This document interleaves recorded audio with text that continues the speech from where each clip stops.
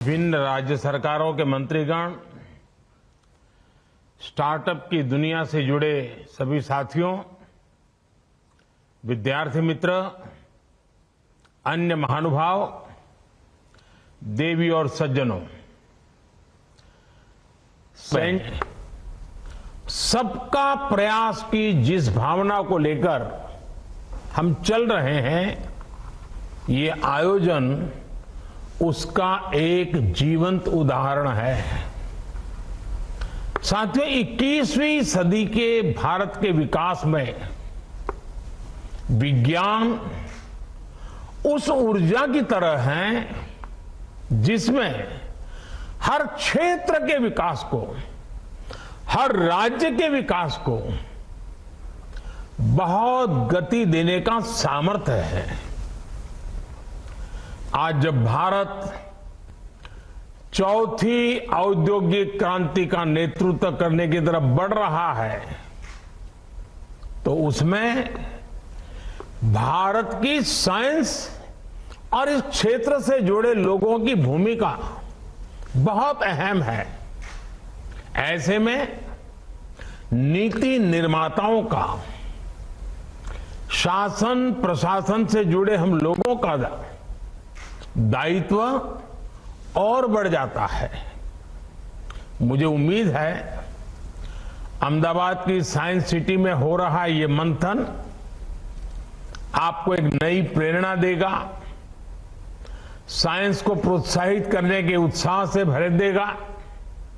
साथियों, हमारे शास्त्रों में कहा गया है, ज्ञानम विज्ञान सहितम यद ज्ञात्वा मोक्ष से अशुभात।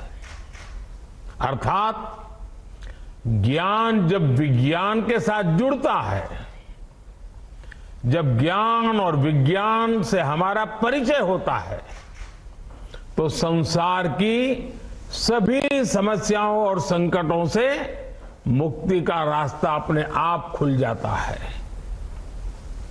समाधान का, सॉल्यूशन का, इवोल्यूशन का और इनोवेशन का आधार विज्ञान ही है। इसी प्रेरणा से आज का नया भारत जय जवान, जय किसान, जय विज्ञान के साथ ही जय अनुसंधान का आह्वान करते हुए आगे बढ़ रहा है। साथियों, बीते समय का एक अहम पक्ष है जिसकी ओर मैं आपका ध्यान दिलाना चाहता हूं। इतिहास की वो सीख केंद्र और राज्य दोनों के लिए भविष्य का मार्ग बनाने में बहुत सहायक होगी। अगर हम पिछली शताब्दी के शुरुआती दशकों को याद करें तो पाते हैं कि दुनिया में किस तरह तबाही और त्रासदी का दौर चल रहा था।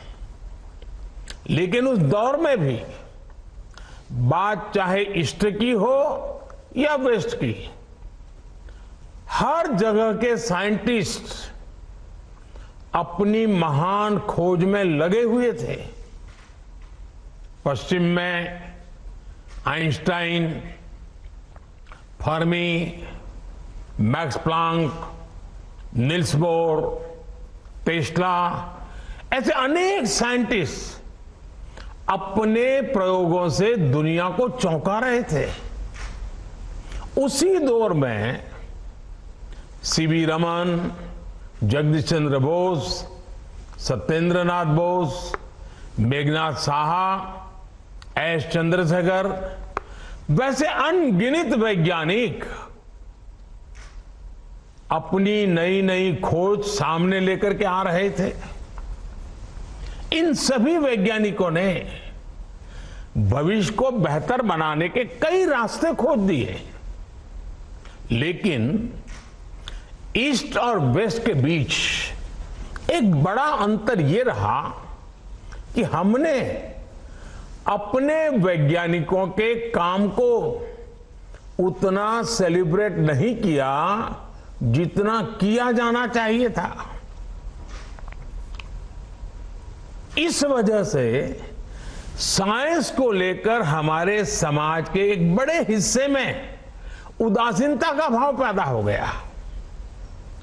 एक बात हमें याद रखनी चाहिए कि जब हम कला को सेलिब्रेट करते हैं तो हम और नए कलाकारों को प्रेरणा भी देते हैं, पैदा भी करते हैं।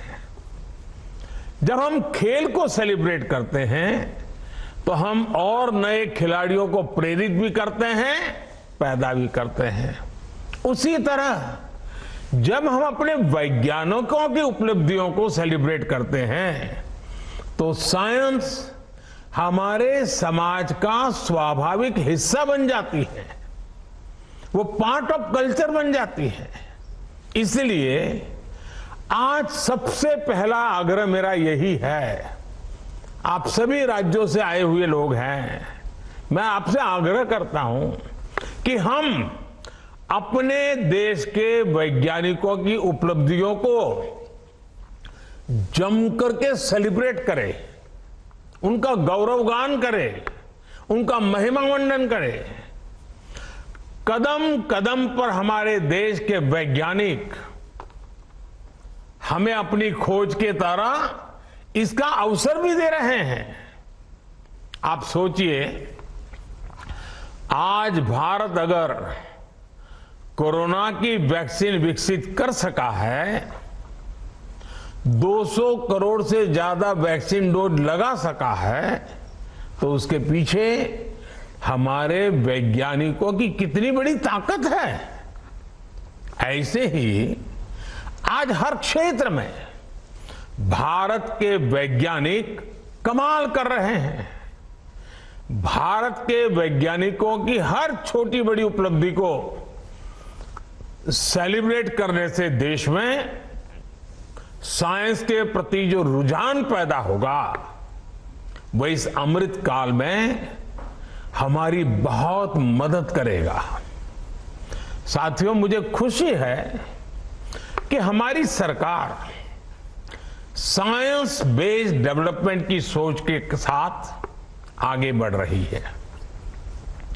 2014 के बाद से साइंस और टेक्नोलॉजी के क्षेत्र में इन्वेस्टमेंट में भी काफी वृद्धि की गई है। सरकार के प्रयासों से आज भारत ग्लोबल इनोवेशन इंडेक्स में 46वें स्थान पर है, 46। जबकि 2015 में भारत 81 नंबर पर था, 81। इतने कम समय में हम 81 से 46 तक आए हैं, लेकिन यहां रुकना नहीं है, अभी और ऊपर जाना है। आज भारत में रिकॉर्ड संख्या में पेटेंट हो रहे हैं, नए नए इनोवेशन हो रहे हैं। आप भी देख रहे हैं कि आज इस कॉन्क्लेव में इतने सारे स्टार्टअप साइंस के सेक्टर से हमारे यहां आए हैं। देश में स्टार्टअप की लहर बता रही है कि बदलाव कितनी तेजी से आ रहा है। साथियों, आज की युवा पीढ़ी के डीएनए में ही साइंस, टेक्नोलॉजी और इनोवेशन, उसके प्रति रुझान है। वो बहुत तेजी से टेक्नोलॉजी को एडॉप्ट करता है। हमें इस युवा पीढ़ी को पूरी शक्ति से सपोर्ट करना है। आज के नए भारत में युवा पीढ़ी के लिए रिसर्च और इनोवेशन के क्षेत्र में नए सेक्टर बन रहे हैं, नए सेक्टर खुल रहे हैं। स्पेस मिशन हो, डीप ओशन मिशन हो, नेशनल सुपर कंप्यूटिंग मिशन हो, सेमीकंडक्टर मिशन हो, मिशन हाइड्रोजन हो, ड्रोन टेक्नोलॉजी हो, ऐसे अनेक अभियानों पर तेजी से काम चल रहा है। नई नेशनल एजुकेशन पॉलिसी में इस बात पर खास जोर दिया गया है कि विद्यार्थी को उसकी मातृभाषा में साइंस और टेक्नोलॉजी की शिक्षा उपलब्ध हो सके। साथियों, इस अमृत काल में भारत को रिसर्च और इनोवेशन का ग्लोबल सेंटर बनाने के लिए हम सब ने एक साथ मिलकर के अनेक मोर्चों पर काम करना है। अपनी साइंस और टेक्नोलॉजी से जुड़ी रिसर्च को हमें लोकल स्तर पर लेकर जाना है।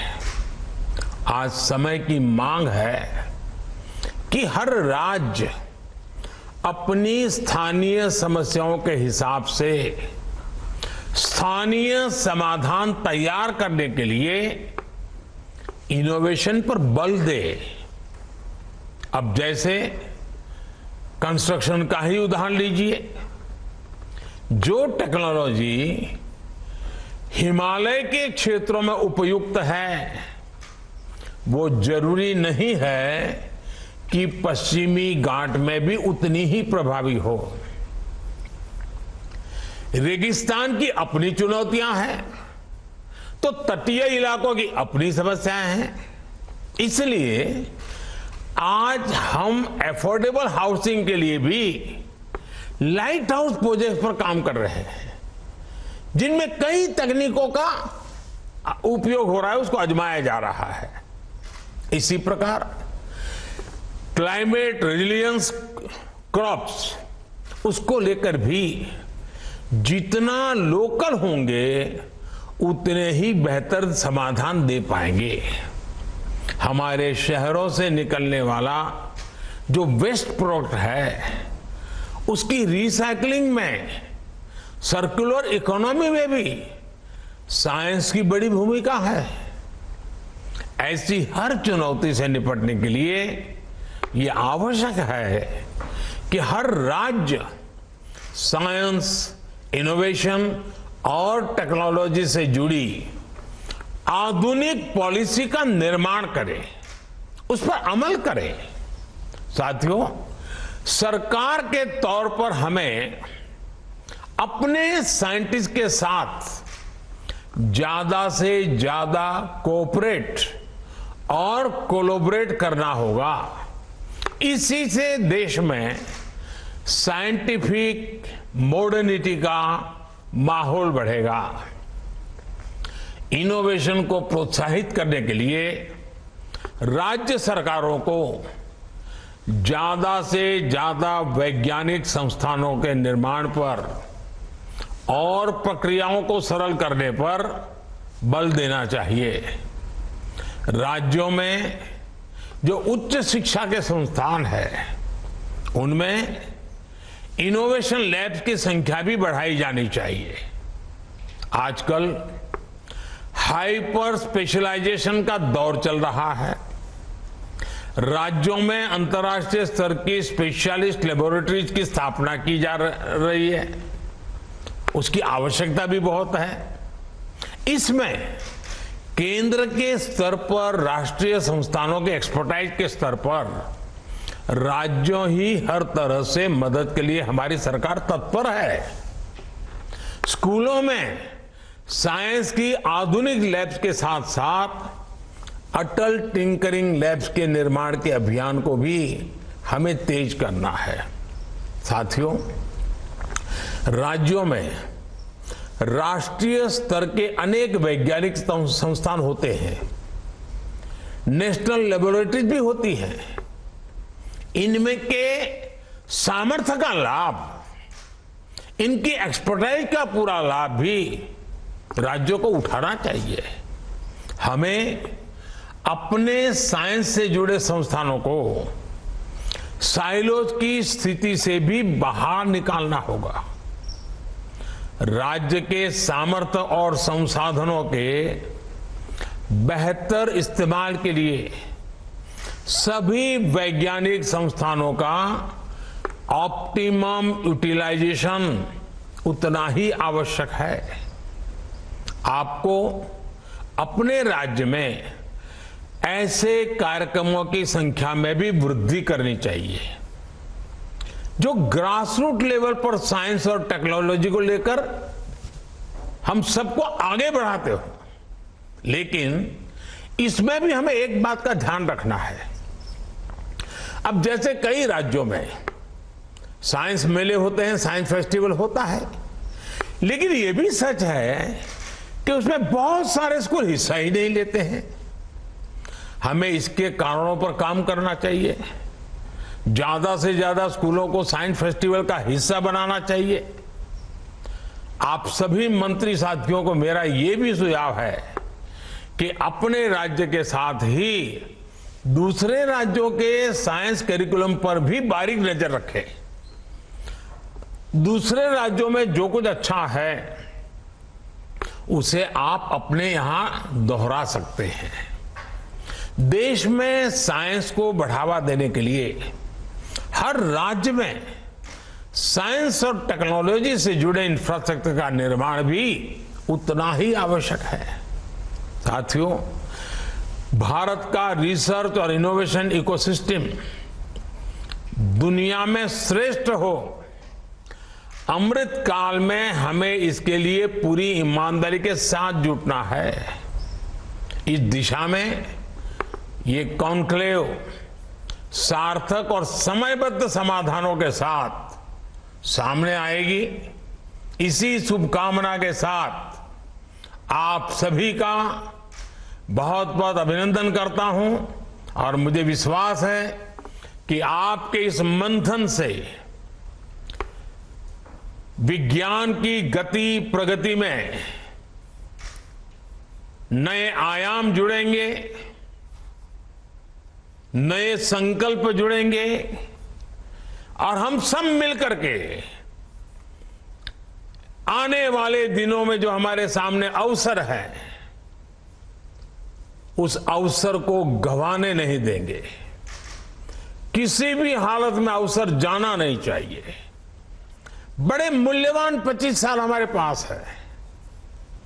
ये 25 साल हैं जो विश्व में भारत की एक नई पहचान, नई ताकत, नया सामर्थ्य के साथ भारत को खड़ा कर देगा। और इसलिए साथियों, आपका ये समय सच्चे अर्थ में आपके राज्य के विज्ञान और टेक्नोलॉजी के क्षेत्र में बल देने वाला बनना चाहिए। मुझे विश्वास है आप इस मंथन से वो अमृत निकाल के जाएंगे जो अमृत आपके अपने अपने राज्य में अनेक नए अनुसंधानों के साथ देश की प्रगति में जुड़ेगा। बहुत बहुत शुभकामनाएं, बहुत बहुत धन्यवाद।